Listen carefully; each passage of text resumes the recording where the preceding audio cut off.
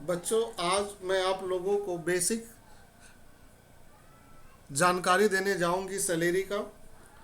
और आपसे उम्मीद करता हूं कि आप सैलरी की आज पूरी स्पीच को ध्यान से सुनेंगे।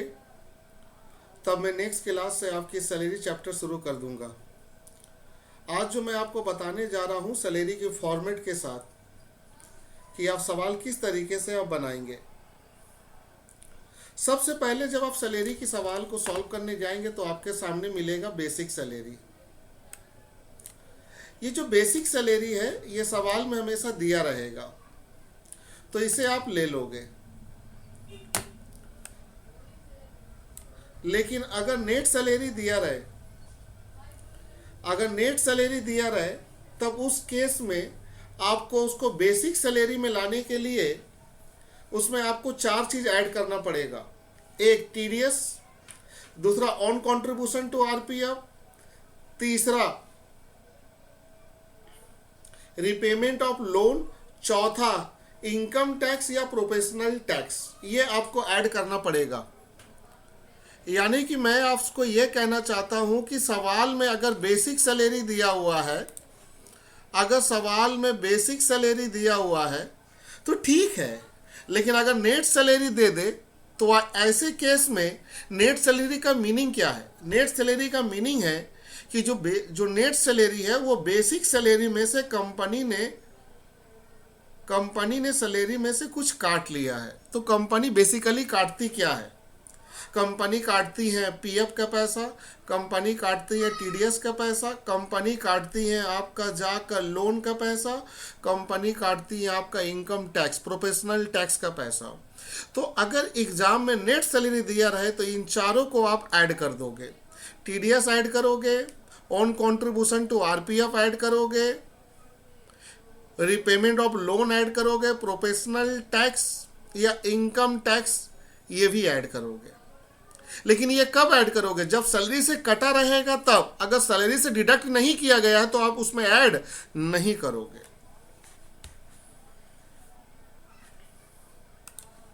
तो मैंने बेसिक सैलरी आपको बता दिया। अब मैं आता हूं डीए के तरफ। बच्चों, डीए का मतलब है डियरनेस अलावेंस। डियरनेस अलावेंस दो तरीके से हैं, फिक्स और नॉट फिक्स। डीए दो तरीके से हैं, फिक्स और नॉट फिक्स। डीए दो तरीके से हैं, फिक्स और नॉट फिक्स। अगर एग्जाम में डीए दिया रहे तो आप दोनों डीए लेंगे, फिक्स वाला भी लेंगे और नॉट फिक्स वाला डीए भी लेंगे, दोनों डीए लेंगे। लेकिन अगर आप सैलरी में वर्किंग पोर्शन करने जा रहे हैं, सैलरी में अगर वर्किंग करने जा रहे हैं तो ऐसे केस में, ऐसे कंडीशन में हमेशा फिक्स डीए लेंगे। अब मैं आपको बताना चाहता हूं डीए जो है, फिक्स डीए को बोलते हैं रिटायरमेंट बेनिफिट। अगर आपको डीए दे रहा तो ये टिल तब तक देगा जब तक आप रिटायर नहीं हो जाते, तो इसको कहते हैं फिक्स डीए। तो आप ये जान लीजिए, सैलरी बनाओगे तो टोटल लोगे, फिक्स डीए हो या नॉट फिक्स डीए हो, आप टोटल लोगे। लेकिन बाकायदा इस बात को ध्यान रखो कि अगर वर्किंग करने जा रहे हो तो हमेशा फिक्स डीए लेना, अगर वर्किंग करने जा रहे हो तो हमेशा फिक्स डीए लेना। इसके बाद है कमीशन। कमीशन नॉर्मली दिया रहेगा, इसे आप ले लोगे। बोनस, मैंने बताया था कि बोनस दो तरीके से होती है, एज पर एग्रीमेंट और एज पर ग्रेटिट्यूस। अगर कंपनी बोनस एग्रीमेंट के हिसाब से दे रही है तो आप बोनस को बेसिक सैलरी का हिस्सा मानोगे। लेकिन अगर बोनस ग्रेटिट्यूस दिया जा रहा तो उसे आप परक्यूजिट में ले लोगे, तो बोनस याद रखोगे, बोनस हमेशा बेसिक सैलरी के साथ लेना है। लेकिन अगर बोनस ग्रेटिट्यूस कंपनी खुशी से दे रहा, without any agreement suddenly they रहा, तो उसे आप तुरंत कहां ले लोगे? परक्यूजिट में। अब आते हैं employer contribution to RPF. Employer contribution to RPF में आपको याद रखना होगा कि 12% तक एग्जेम्प्ट है। अच्छा, एक बात याद रखना, मैं एम्प्लॉयर की बात कर रहा हूं या एम्प्लॉय के बारे में नहीं बोल रहा हूं। एम्प्लॉयर कॉन्ट्रीब्यूशन टू आरपीएफ 12% तक छूट है। अगर 13% दिया रहेगा तो आप 1% लोगे, अगर 14% दिया रहेगा तो आप 2% लोगे। एम्प्लॉयर कॉन्ट्रीब्यूशन टू आरपीएफ 12% तक छूट है, याद कर लीजिए। इसके बाद इंटरेस्ट क्रेडिट टू आरपीएफ। इस आरपीएफ पे अगर कंपनी इंटरेस्ट दे रहा तो 9.5% तक छूट है, यानी कि अगर 10% है तो आप लीजिएगा 0.5%, अगर 11% है तो आप लीजिएगा 1.5%। 9.5% तक एग्जैम्प्ट है, कोई टैक्स नहीं लगेगा सैलरी के हेड में। तो इंटरेस्ट क्रेडिट टू आरपीएफ में छूट है कितना तक? इंटरेस्ट क्रेडिट टू आरपीएफ में छूट है 9.5% तक। लीव सैलरी नॉर्मल दिया रहेगा ले लो, ग्रेजुटी नॉर्मल दिया रहेगा ले लो, पेंशन दिया रहेगा ले लो, इस पे डिस्कस अलग चैप्टर से होंगी। इसके बाद आती है अलावेंसेस। अब मैं आपको अलावेंसेस के बारे में बताने जाऊंगा। सबसे पहला है कन्वीनियंस अलावेंस। अगर कन्वीनियंस अलावेंस दिया रहे तो वहां से आप लेस करिएगा expenses for office purpose. Helper allowance दिया रहे तो वहां से भी लेस करिएगा expenses for office purpose. Academic allowance दिया रहेगा तो उससे भी ऑफिस एक्सपेंसेस लेस कीजिएगा। यूनिफॉर्म अलावेंस दिया रहेगा तो उससे भी लेस कीजिएगा। ट्रैवलिंग अलावेंस दिया रहेगा तो उससे भी ऑफिस एक्सपेंसेस लेस कीजिएगा। यानी कि यहां से यहां तक जब कभी भी कोई अलावेंस दिया रहेगा तो उससे खर्चा जो लेस कीजिएगा वो ऑफिस पर्पज के लिए होना चाहिए, यानी कि पर्टिकुलर उसी पर्पज के लिए होना चाहिए। जिसमें सबसे ज़्यादा एग्जाम में देता है कन्वीनियंस अलावेंस। ये जब भी दिया रहेगा तो इससे आप लेस कीजिए ऑफिस एक्सपेंसेस, बगल में एक्सपेंसेस भी दे देगा। उसके बाद देता है ट्रैवलिंग अलावेंसेस। ट्रैवलिंग अलावेंसेस अगर दिया रहे तो वहाँ से भी लेस कर दीजिएगा एक्सपेंसेस फॉर ऑफिस पर्पज। बाकी को आप छोड़ दीजिए, बाकी जल्दी तक ज़्यादातर एग्जाम में नहीं देता है, लेकिन अच्छा तभी होगा जब इसे आप याद कर लो। तो ये इधर देखो कन्वीनियंस अलावेंस जो है, कन्वीनियंस अलावेंस, ये जो कन्वीनियंस अलावेंस है इससे लेस कीजिए एक्सपेंसेस फॉर ऑफिस पर्पज, और ट्रैवलिंग अलावेंस है इससे भी लेस कीजिए एक्सपेंसेस फॉर ऑफिस पर्पज। फिर भी आप थोड़ी सी इस पे भी ओवरलुक कर लें, और वो है हेल्पर अलावेंस, एकेडमिक। एक बार ऐसे याद कर लीजिए, convenience allowance, helper allowance, academic allowance, uniform allowance, travelling allowance. ये जब भी दिया रहे तो इससे आप हमेशा लेस करेंगे expenses for office purpose, expenses for office purpose.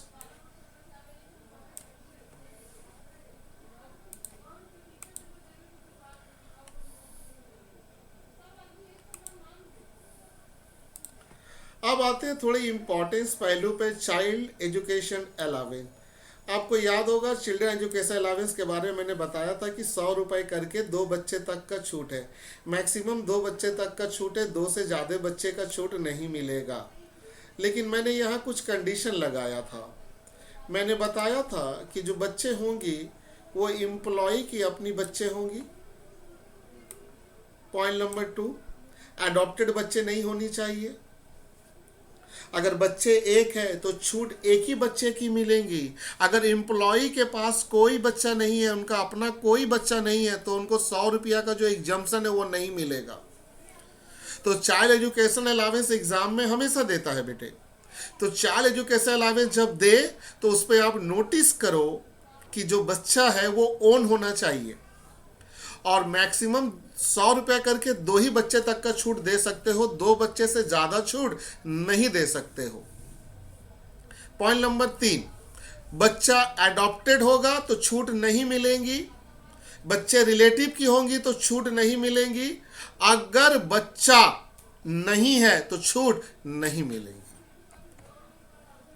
Hostel education allowance, hostel education allowance में 300 रुपये करके छूट है पर चाइल्ड। सेम स्टोरी है, इनमें भी 2 बच्चे तक का छूट है, बच्चे अपना होना चाहिए। बच्चा एक है तो छूट एक बच्चे को मिलेगा, बच्चा नहीं है तो छूट नहीं मिलेगा, बच्चा अडॉप्टेड है तो छूट नहीं मिलेगा, बच्चा रिलेटिव का है तो छूट नहीं मिलेगा।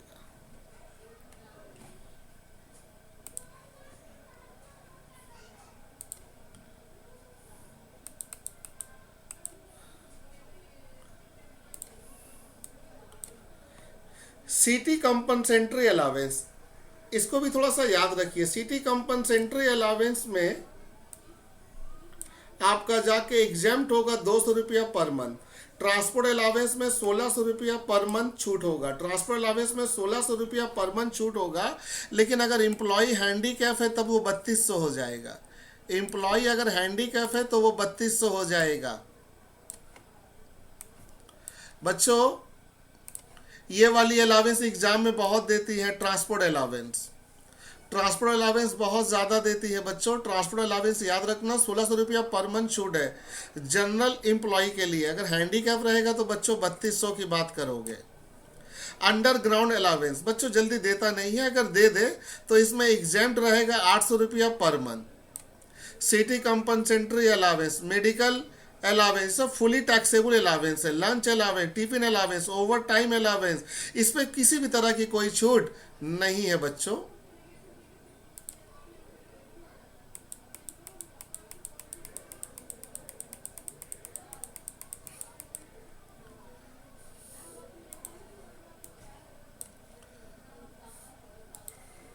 बच्चों मेडिकल अलावेंस पूरा ले लो, टिफिन अलावेंस पूरा ले लो, overtime allowance, servant allowance, warden allowance, non practice family allowance, entertainment allowance, marriage allowance, computer allowance, ये सब जितना अलावेंस है आप पूरा ले लो, फुली टैक्सेबल है, किसी भी तरह की कोई एग्जम्पशन नहीं है इनमें।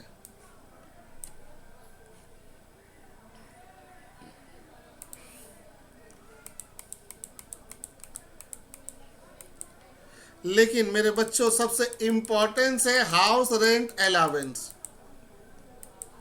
हाउस रेंट अलावेंस बहुत इंपॉर्टेंस है। हाउस रेंट अलावेंस अगर दिया रहे ना बेटे, तो इसमें देखो less exempted minimum of the following under section 10, 13A and rule 2 है। इनमें 3 तो कंडीशन है, तीनों में जो सबसे कम रहेगा वही लेस होगा किससे? हाउस रेंट अलावेंस से। पहला कंडीशन है actual house rent allowance receive, जितना आपको रिसीव हो रहा वो ले लो। दूसरा कंडीशन है रेंट पेड, वहां से लेस करो 10% सैलरी, और सी नंबर में 40 या 50% ऑफ सैलरी। अब थोड़ी सी बात को सुनोगे। ए बी सी 3 कंडीशन है। पहला है एक्चुअल हाउस रेंट अलावेंस, दूसरा है रेंट पेड लेस 10% सैलरी, और तीसरा है बेटे 40 या 50% ऑफ सैलरी। अब यहां बात सुनो, घर अगर मेट्रो सिटी में है तो 50 लोगे, घर अगर मेट्रो सिटी में है तो 50 लोगे, नॉन मेट्रो में रहेगा तो 40 लोगे।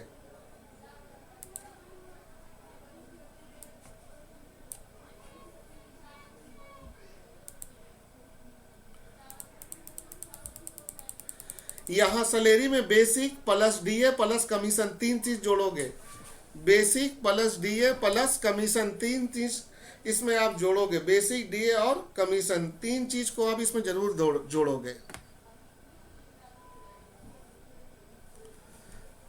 तो ये बताइए हाउस रेंट अलावेंस का कंडीशन क्या है? 3 ए बी सी 3 कंडीशन है बच्चों। पहला है एक्चुअल हाउस रेंट अलावेंस, दूसरा है रेंट पेड लेस 10% सैलरी, और तीसरा है 40 या 50% ऑफ सैलरी।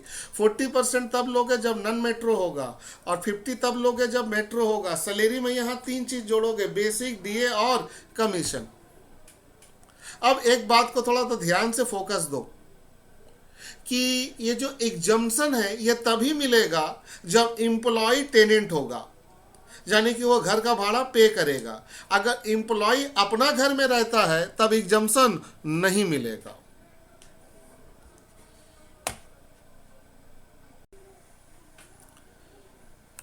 इसके बाद हम लोग का थर्ड पोर्शन होगा परक्यूजिट। अलावेंस के बाद आएंगे परक्यूजिट। परक्यूजिट में सबसे पहला जो परक्यूजिट होगा वो होगा rent free furnish accommodation section 17(2) subsection 1। इनका फार्मूला है 15% सैलरी और फेयर रेंट। इन दोनों में जो सबसे कम रहेगा उसे आप लोगे। ऐड करोगे 10% ओरिजिनल कॉस्ट ऑफ एसेट। यहाँ एसेट में टीवी आएगा, फर्नीचर आएगा, रेफ्रिजरेटर आ जाएगा,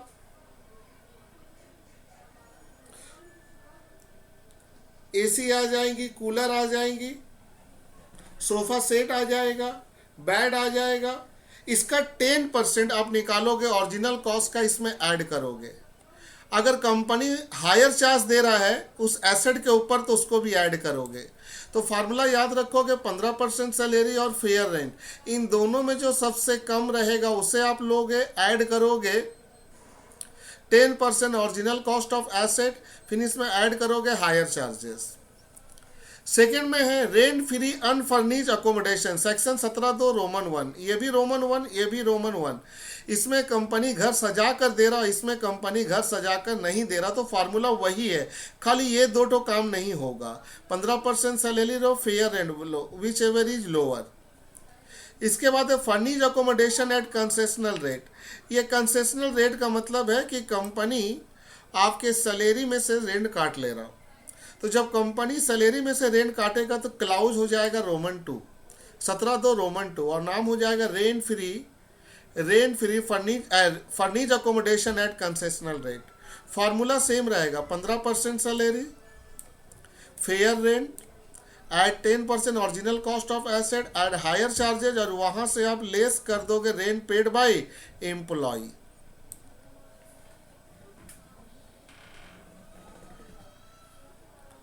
इसके बाद है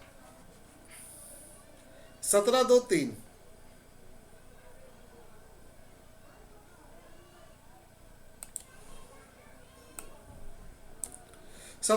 में है car facilities, very very importance. अगर कंपनी आपको कार दे रहा है तो 17(2) रोमन 3, ये कार फैसिलिटीज है। अब इसके बारे में आपको पूरा फार्मूला देखना पड़ेगा 17(2)(3 के बारे में।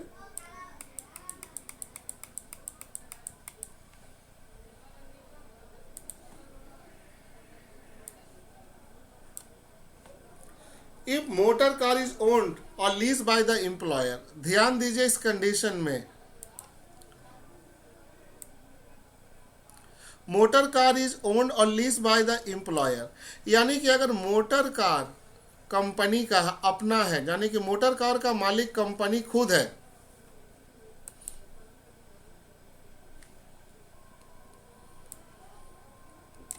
अगर कंपनी मोटर कार का खुद मालिक है, अगर कंपनी मोटर कार का खुद मालिक है तो उसमें आपको थोड़ा बातें को ध्यान देना पड़ेगा। तो सबसे पहला जो बात है वो है कि use exclusively for office purpose. अगर मोटर कार का इस्तेमाल पूरा ऑफिस यूज के लिए होगा तो वो परक्विजिट में नहीं आएगा, तब वो नॉन टैक्सेबल हो जाएगा, तब वो मोटर कार नॉन टैक्सेबल हो जाएगा।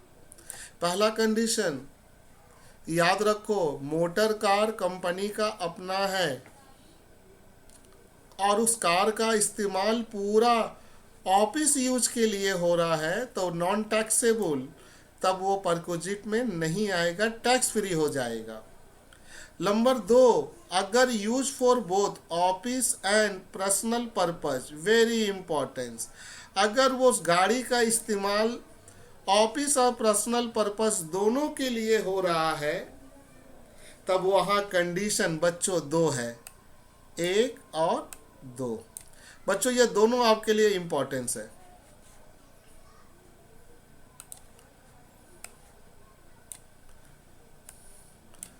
तो बच्चों अगर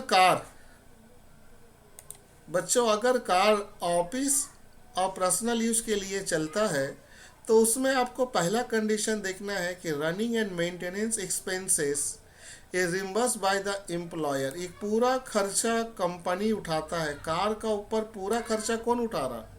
कंपनी।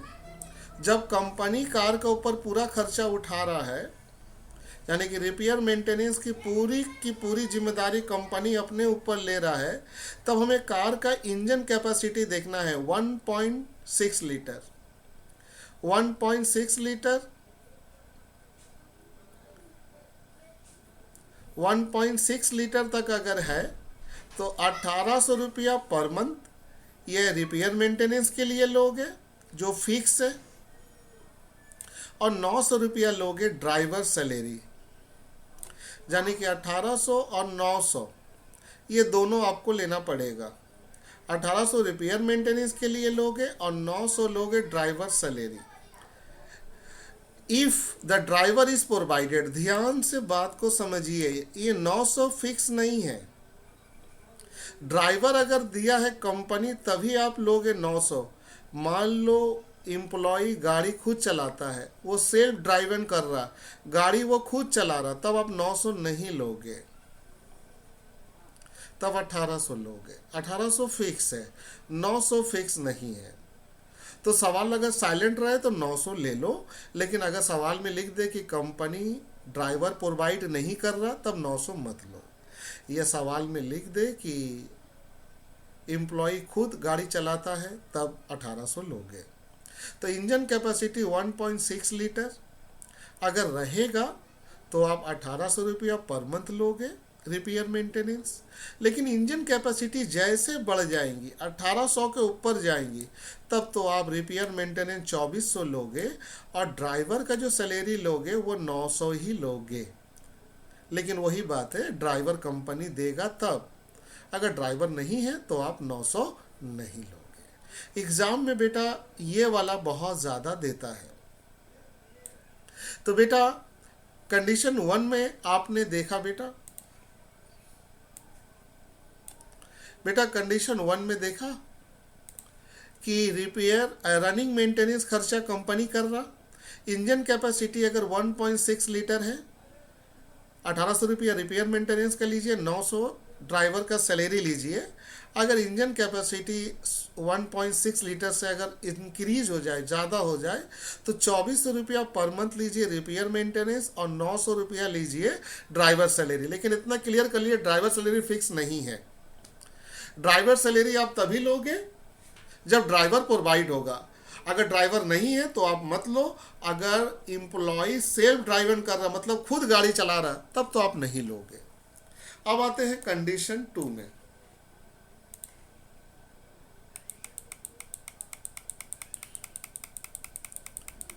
कंडीशन 2 को देखा जाए भाई, क्या है कंडीशन 2 में, running maintenance cost is reimburse by the employ. अब थोड़ा सा ध्यान से देखो, यहां खर्चा एम्प्लॉय कर रहा, अब रिपेयर एंड मेंटेनेंस का पूरा जिम्मेदारी कौन ले रहा? एम्प्लॉय। तो अगर एम्प्लॉय पूरा जिम्मेदारी ले रहा है तो इंजन कैपेसिटी अगर रहा 1.6 लीटर तो आप लोगे 600 रुपया पर मंथ। ये रिपेयर मेंटेनेंस लोगे, ड्राइवर वेजेज फिक्स है 900 रुपया। अगर 1.6 लीटर से ज़्यादा हुआ तो 900 रुपया लोगे रिपेयर मेंटेनेंस और 900 रुपया लोगे ड्राइवर का वेजेज। लेकिन ड्राइवर का वेजेज फिक्स नहीं है, हा? तो बच्चों अभी तक का केस में आपने 2 बातें सीखा और ये दोनों बातें इंपॉर्टेंस है। मैं एक बार रिपीट कर दूं।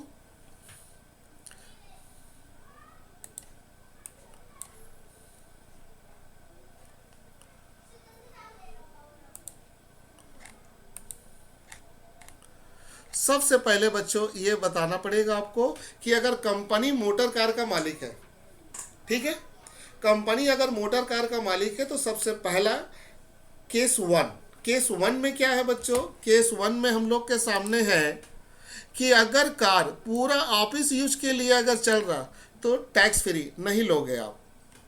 लेकिन अगर कार ऑफिस और पर्सनल पर्पज के लिए है, ऑफिस और पर्सनल पर्पज के लिए है, तब उसमें 2 कंडीशन बनेगा, केस 1 केस 2। केस 1 में खर्चा जो है रिपेयर मेंटेनेंस कंपनी करेगा, रिपेयर मेंटेनेंस कंपनी करेगा। अगर रिपेयर मेंटेनेंस कंपनी करेगा तो इंजन कैपेसिटी 1.6 लीटर 1.6 लीटर के अंदर रहेगा, 1800 रुपया पर मंथ लोगे और 900 रुपया लोगे ड्राइवर का वेजेज। अगर इंजन कैपेसिटी 1.6 लीटर से अगर ज़्यादा हो गया तब तो बच्चों आप लोग लोगे 2400 रुपया पर मंथ रिपेयर मेंटेनेंस और 900 रुपया लोगे ड्राइवर वेजेज। ड्राइवर का वेजेज फिक्स नहीं है, कंडीशन अप्लाई है इसमें। ड्राइवर कंपनी देगा तब लोगे, कंपनी नहीं देगा तो मत लेना। अगर एम्प्लॉय खुद कार को ड्राइव कर रहा तो मत लेना। इसके बाद है बच्चों केस 2। अब केस 2 में बच्चों खर्चा कौन कर रहा है? एम्प्लॉय। तो बच्चों अगर खर्चा एम्प्लॉय कर रहा है ना बच्चों, खर्चा अगर एम्प्लॉय कर रहा है ना बच्चों, तो आपको ध्यान रखना पड़ेगा बच्चों, same condition, engine capacity 1.6 litre, 1.6 litre तक रहेगा तो 600 रुपया पर मंथ रिपेयर मेंटेनेंस लोगे, 600 रुपया पर मंथ रिपेयर मेंटेनेंस लोगे, और 900 रुपया लोगे बच्चों ड्राइवर का वेजेज। इंजन कैपेसिटी 1.6 लीटर से ज़्यादा हुआ तो 900 रुपया लोगे रिपेयर मेंटेनेंस, और 900 रुपया पर मंथ लोगे ड्राइवर का वेजेज। लेकिन वेजेज जो ड्राइवर का वो फिक्स नहीं है, कंडीशन के हिसाब से वो आएगा। अब आते हैं नेक्स्ट।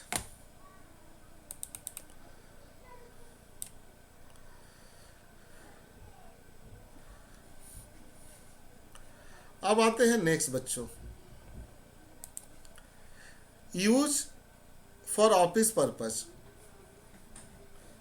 अगर कार पर्सनल पर्पस के लिए यूज हो रहा,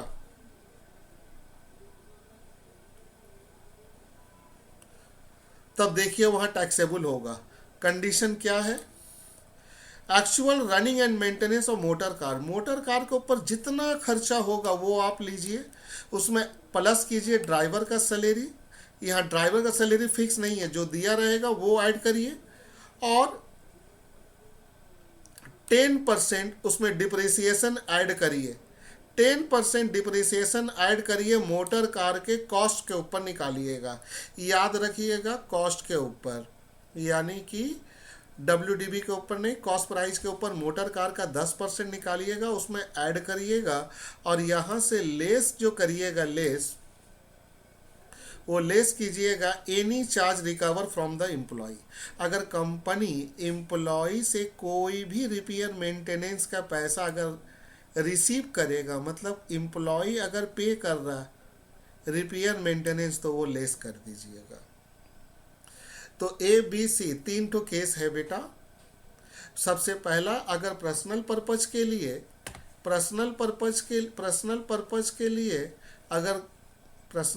के लिए अगर कार यूज हो रहा तो कंडीशन अप्लाई है।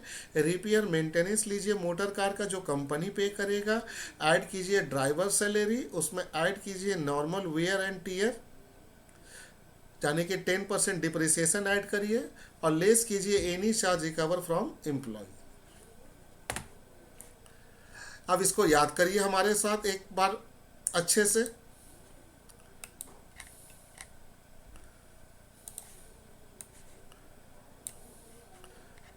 सबसे पहले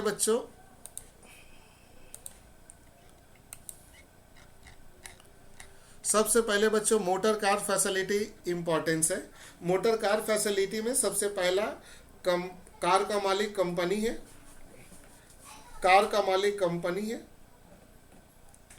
खर्चा कंपनी कर रही है,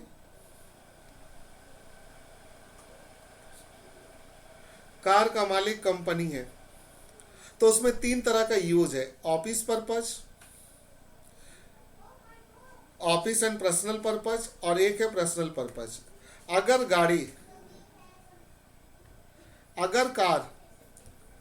कार खाली ऑफिस यूज के लिए है, तब तो बच्चों फुली एग्जेम्प्टेड मत लेना। फिर बच्चों केस नंबर B में है कि गाड़ी जो है वो दोनों के लिए चला रहा है, ऑफिस के लिए भी और पर्सनल के लिए भी। जब गाड़ी दोनों के लिए यूज हो, ऑफिस और पर्सनल के लिए, तो वहां सबसे इंपॉर्टेंट चीज है रिपेयर एंड मेंटेनेंस को देखना कि गाड़ी का खर्चा कौन कर रहा है, एम्प्लॉय कर रहा है या एम्प्लॉयर कर रहा है। गाड़ी के ऊपर कौन खर्चा कर रहा है वो देखना होगा, एम्प्लॉयर कर रहा है या एम्प्लॉय कर रहा है। अगर कंपनी खर्चा कर रहा रिपेयर एंड मेंटेनेंस, तो उसकी लिमिट होगी 1800 और 2400, उसकी लिमिट होगी 1800 नहीं तो 2400। अगर इंजन कैपेसिटी 1.6 लीटर है तो 1800 रुपया पर मंथ लेंगे रिपेयर मेंटेनेंस। अगर इंजन कैपेसिटी 1.6 लीटर से ज़्यादा है तो आप 2400 लोगे। लेकिन वहीं पर अगर रिपेयर एंड मेंटेनेंस का खर्चा अगर एम्प्लॉय कर रहा, तब तो बच्चों 1.6 लीटर में 600 लोगे, यानी कि 1800 की जगह 600 आ जाएगा और 2400 की जगह 900 आ जाएगा। यानी कि आपको फार्मूला एक तो याद रखो, उसको रिप्लेस कर दो। कंपनी खर्चा करेगा तो 1800 2400 रखो, अगर कंपनी खर्चा नहीं कर रहा, एम्प्लॉय खर्चा कर रहा, तब 600 और 900 लो। और ड्राइवर के बारे में आप जानते हो फिक्स नहीं है, कंडीशन अप्लाई है। इसके बाद है बच्चों पर्सनल पर्पज। गाड़ी पूरा का पूरा पर्सनल पर्पज के लिए यूज हो रहा, ऑफिस के लिए यूज नहीं हो रहा, तो फार्मूला क्या है? फार्मूला है actual cost of running and maintenance. Company जितना खर्चा करेगा मेंटेनेंस चार्ज मोटर कार का लगेगा, उसको लीजिए, उसमें ऐड कीजिए ड्राइवर सैलरी, फिर उसमें ऐड कीजिए डिप्रिसिएशन 10% मोटर कार, और लेस कीजिए any charge recover from employ.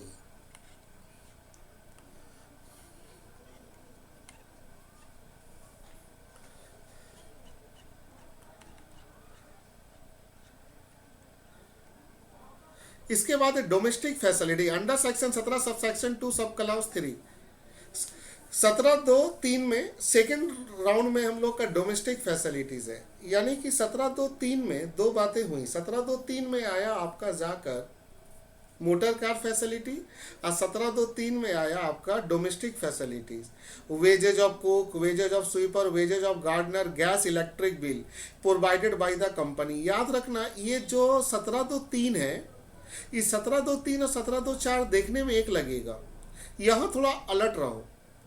ये जो डोमेस्टिक फैसिलिटीज में है, wages of cook, wages of sweeper, ये जितनी चीजें हैं ध्यान से देखिए, ये जो वेजेज है, ये जितने भी हैं सब कंपनी अगर पे कर रहा है और इसका पूरा कंट्रोल कंपनी का, मतलब कंपनी इसके ऑनर है, तब 17(2)(3) में आएगा।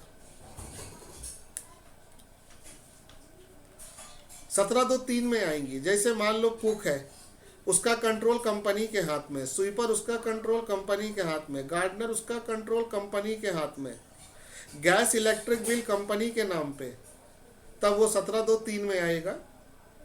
अब देखो 17(2)(4 your obligation made by employer, your obligation made by employer, यानी कि आपकी जिम्मेदारी थी, खर्चा कौन कर रहा है? कंपनी। तब ऐसे केस में 17(2)(4 आ जाएगा। यही चीज 17(2)(4 में आएगा। लेकिन देखो यहाँ ऑन बाई वर्कर, इस सभी का मालिक वर्कर है, यानी कि इसकी जिम्मेदारी वर्कर की है, लेकिन खर्चा कौन कर रहा? कंपनी। जैसे electric bill paid by employer, लेकिन इलेक्ट्रिक बिल वर्कर को पे करना था, कंपनी पे कर रहा 17(2)(4। Income tax professional tax paid by employer, ये तो जिम्मेदारी थी वर्कर की, कंपनी पे कर रहा 17(2)(4। Domestic servant salary paid by employer, आपके घर में जितने भी नौकर चाकर है वर्कर की जिम्मेदारी थी, लेकिन अगर कंपनी पे करेगा तो 17(2)(4। 17(2)(5 simple life insurance premium, company पे करेगा 17(2)(5। अलॉटमेंट ऑफ शेयर, कंपनी अगर आपको शेयर दे रहा है तो 17(2)(6। Contribution to approve super investment fund 17(2)(7। Fringe benefit, company आपको अगर गिफ्ट दे रहा, ट्रैवलिंग असिस्टेंट दे रहा, क्लब फैसिलिटी दे रहा, तो 17(2)(8। अब आते हैं टैक्स फ्री परक्विजिट। अब ये लिस्ट हम लोग को याद रखना पड़ेगा। टैक्स फ्री परक्विजिट में पहला है मेडिकल, यानी कि अगर कंपनी आपको मेडिकल फैसिलिटी दे रहा है, आपके रिलेटिव में कोई भी बीमार है, कंपनी खर्चा उठा रहा है, तो tax free. Refreshment provided by the employ to the employer, employ को कंपनी अगर एम्प्लॉय को लंच दे रहा, डिनर दे रहा, तो वो tax free. Good manufacture and sold by employ to the employ at concessional rate, अगर कंपनी खुद सामान तैयार कर रहा और अपने एम्प्लॉय को कम दाम में बेच रहा है तो tax free. Telephone facility tax free. Free educational facility, अगर कंपनी आपको पढ़ने लिखने की सुविधा दे रहा बच्चों को, तो 100 रुपया पर मंथ पर चाइल्ड तक छूट, यानी कि एजुकेशनल फैसिलिटीज में 100 रुपया पर मंथ पर चाइल्ड छूट रहेगा।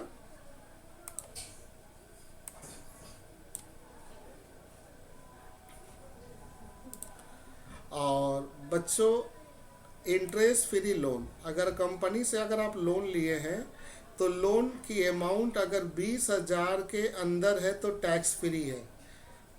अगर आप लोन लिए हैं मेडिकल ट्रीटमेंट के लिए तो उसके लिए कोई लिमिट नहीं है, तब वो टैक्स फ्री है। लेकिन याद रखो कि अगर आप लोन ले रहे हो मेडिकल के लिए तो टैक्स फ्री। अब मेडिकल छोड़कर किसी और पर्पज़ के लिए लोन ले रहे हो, घर बनाने के लिए, एजुकेशन के लिए, मैरिज के लिए, तब ऐसे केस में जो लोन की अमाउंट है वो 20,000 तक का टैक्स फ्री है। लेकिन अगर 20,000 से ज़्यादा हो गया तो पूरा लोन के ऊपर इंटरेस्ट निकलेगा, तब पूरा लोन के ऊपर इंटरेस्ट निकलेगा और वो इंटरेस्ट का रेट जो है वो चेक होगा एसबीआई। मान लो एसबीआई 10% ले रहा है इंटरेस्ट और कंपनी 8% ले रहा, तो यहाँ वर्कर को फायदा कितना हुआ? 2%। तो आप इंटरेस्ट और लोन 2% कैलकुलेट करोगे। तो लोन के बारे में दो बातें हैं, मेडिकल के लिए लोन लो कोई लिमिट नहीं, टैक्स फ्री। लेकिन अगर लोन अगर आप ले रहे हो बच्चों, अगर आप लोन ले रहे हो अदर पर्पज के लिए तो 20,000 तक की लिमिट है, 20,000 तक पे कोई टैक्स नहीं लगेगा। लेकिन अगर 20,000 से ज़्यादा हुआ तो पूरा लोन के ऊपर इंटरेस्ट निकालोगे। मान लो एसबीआई 10% ले रहा, कंपनी 6%, 8% ले रहा, तो आपको फ़ायदा कितना हुआ? 2% पे इंटरेस्ट निकलेगा।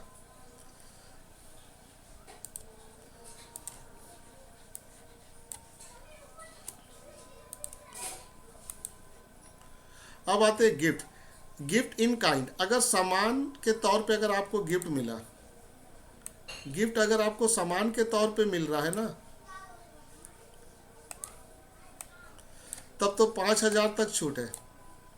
5,000 से ज़्यादा हो तो लीजिए। जैसे मान लीजिए 6,000 का गिफ्ट है तो 1,000 लीजिए। लेकिन गिफ्ट अगर कैश के तौर पे मिल रहा, कैश और चेक के तौर पे मिल रहा है तो no limit, fully taxable.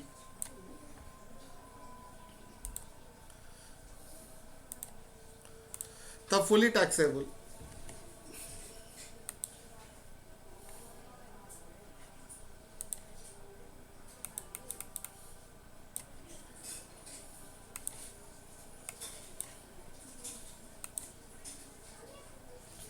Refreshment free meal, अगर कंपनी आपको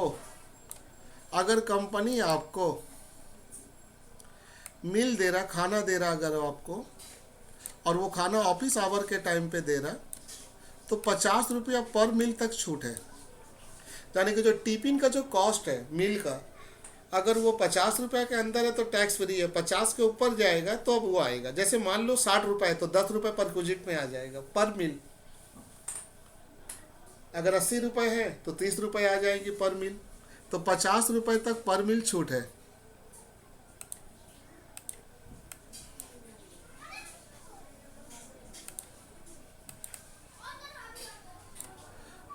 अब आते हैं थोड़ी सी बताने के लिए स्पेसिफाइड एम्प्लॉय।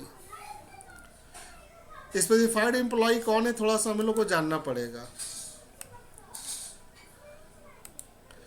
स्पेसिफाइड एम्प्लॉय हम लोग किसे बोलेंगे? स्पेसिफाइड एम्प्लॉय के लिए 3 कंडीशन है। पहला, एम्प्लॉय स्पेसिफाइड होगा कंपनी के डायरेक्टर, कंपनी के जो डायरेक्टर होंगे वो स्पेसिफाइड एम्प्लॉय कहलाएंगे। या दूसरा, वो एम्प्लॉय जिसके पास 20% इक्विटी शेयर है, जिसके पास 20% इक्विटी शेयर है कंपनी का, वो भी कंपनी के मालिक कहलाएंगे। यानी कि वो भी स्पेसिफाइड एम्प्लॉय हैं, उनके पास वोटिंग राइट है, 20% कम से कम शेयर होना चाहिए। और तीसरा में अदर एम्प्लॉय। अदर एम्प्लॉय के बारे में बोला गया जिसकी सैलरी इनकम 50,000 से ज़्यादा होना चाहिए। जिसकी सैलरी इनकम 50,000 से ज़्यादा होंगी तो वो स्पेसिफाइड एम्प्लॉय होंगे।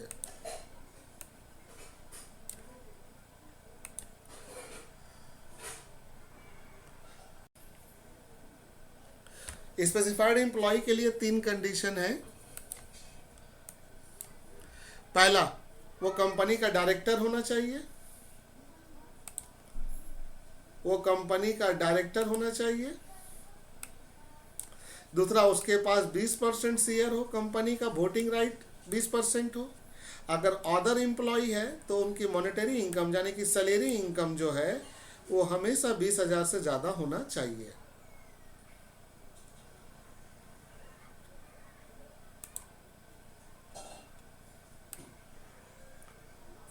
अब ये थोड़ी सी इंपॉर्टेंस है, इसको देखिए।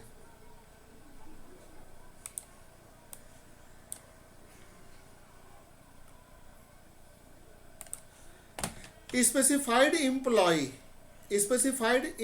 जो है उनकी जो सेक्शन है, जो ऊपर में हम लोग बता के गए थे, उनकी सेक्शन 17(2) रोमन 3 ये सेक्शन है। तो बच्चों यहाँ पर आपको ध्यान देना पड़ेगा कि जो स्पेसिफाइड एम्प्लॉय है उनके लिए ग्रुप क्या है। Perquisite which are taxable for specified employ, ये सिर्फ स्पेसिफाइड एम्प्लॉय के लिए है। वो है domestic servant, gas, electricity, educational facility, car facilities, leave facilities, ये स्पेसिफाइड एम्प्लॉय के लिए है।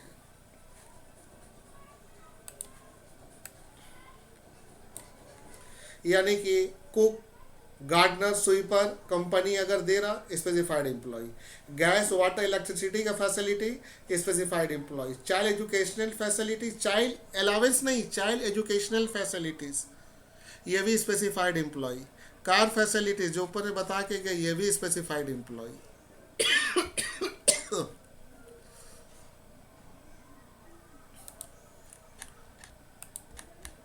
तो बच्चों स्पेसिफाइड एम्प्लॉय वाली लिस्ट मैं आपको अंडरलाइन कर देता हूं।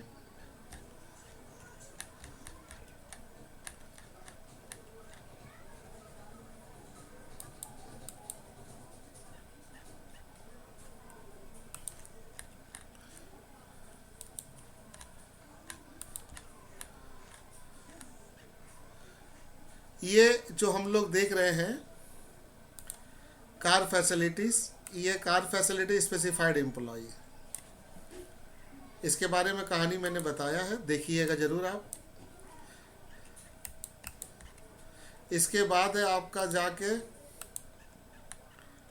कार फैसिलिटीज के बाद देखिए डोमेस्टिक फैसिलिटी 17(2)(3), ये भी स्पेसिफाइड एम्प्लॉय के लिए।